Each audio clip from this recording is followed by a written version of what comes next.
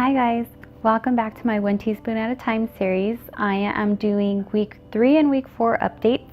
We had no appointments the past 2 weeks, but I'm gonna do an update because I remember on our last video I told you guys that we switched over formulas from the Neocate, the infant formula, which was hypoallergenic and amino acid based, to the Nutren, which is more of like an Ensure for toddlers. So I just want to give you guys like an overview of how that went, and it actually did not go very well at all. I wasn't aware that when I transition her over, even though she has a G-tube, I need to transition her, like I have to like wean her off. So it's basically, think about it like when you go from feeding your infant formula to feeding your baby cow's milk. Their systems sometimes have like a bad reaction to it unless you kind of like wean them off of it and get their bodies used to it.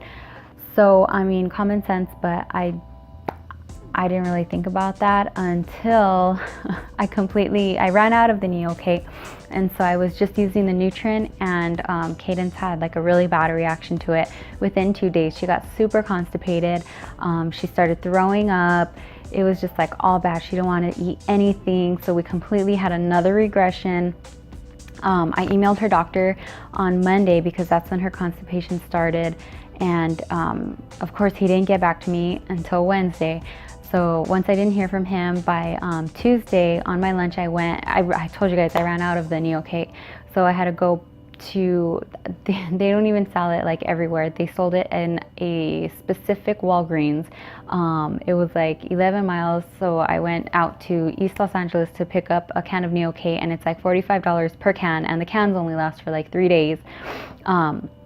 But she needed it because she like couldn't go to the bathroom.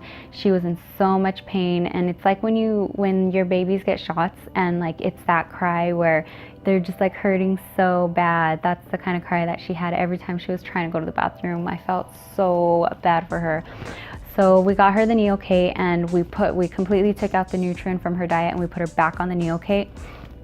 And then we heard from her doctor, and he had said that he put in a prescription for her. It's basically like a laxative that he gave her, and it's called Enulose. So we got a big bottle of like this laxative that's supposed to help her. And he also said that in the future, if this is just like a tip for any G2 moms, if your kid gets constipated, you can always use Miralax. And what you do is you put a teaspoon of the Miralax in with either the formula or like maybe like an ounce of water, and you could put that into the G-tube. And so you can use that up to 4 times a day, and that should help your child, because a lot of kids like Kaidynce, she doesn't drink anything, she doesn't really like eat anything. She didn't like the prune puree, and at that point she wasn't even trying any puree. She didn't want anything orally. So the Miralax, if I would have known that, that would have definitely helped, and I wouldn't have probably had to go out and buy a $45 can of Neocate.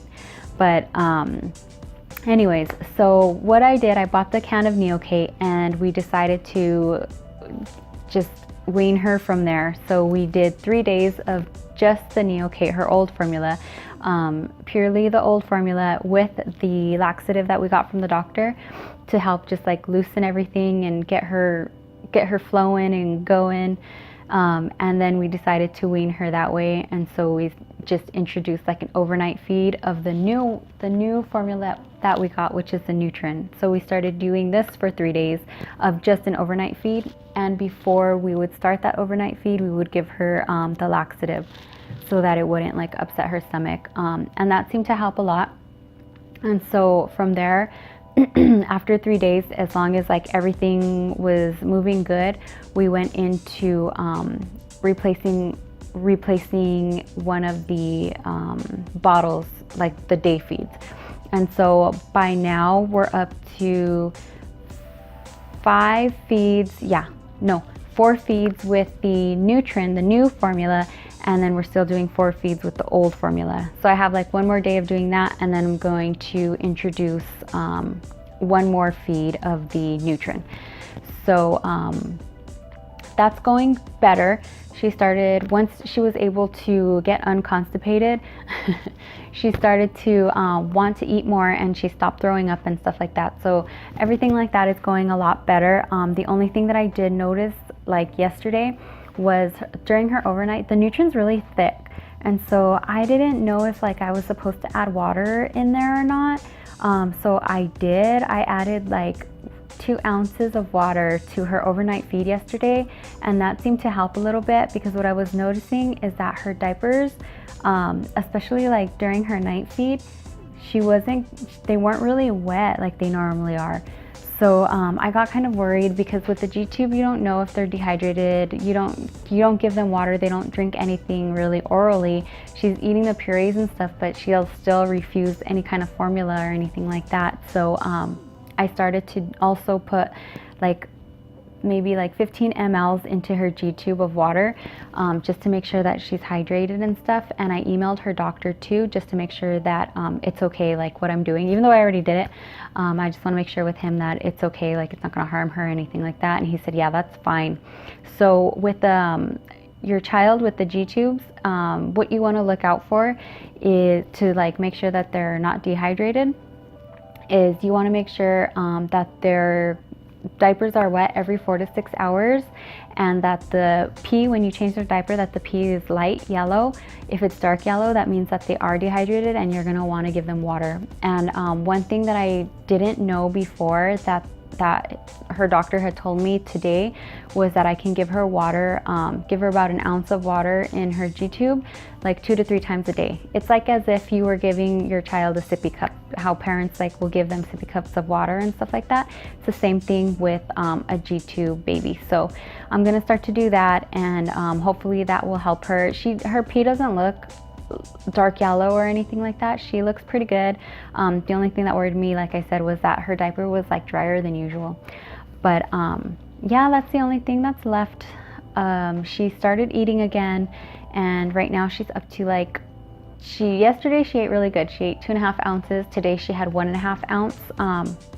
But I've also been keeping track. I've started like a journal, like a food journal, and I write everything down that she eats in the day, and then kind of like how it affects her. So when she was constipated, I was writing down like she ate 4 spoonfuls and she was constipated, or like if she threw up, anything that happens throughout the day as far as like her food goes and like her bowel movements and stuff like that, I'm writing down. This way we have a log, and I can show it to her oral therapist. That way like we know kind of like what foods she likes, what she doesn't like, why she's eating certain things more than others, and just that way I feel like it'll kind of like help her progress faster.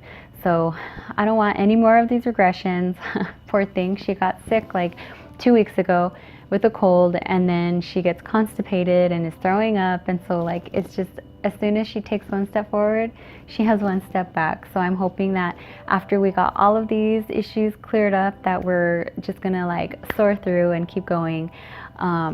That I hope, that her 2.5 ounces turns into 4, and we can just like move forward from here now that she's all weaned off. Well, she's getting all weaned off of her old formula and stuff like that. So we'll see. We have an appointment on Friday. We'll see how that goes. I will do my week 5 update after our appointment. But yeah, other than that, she's doing a lot better now. So thank you guys for watching, and I will see you on the next one. Bye.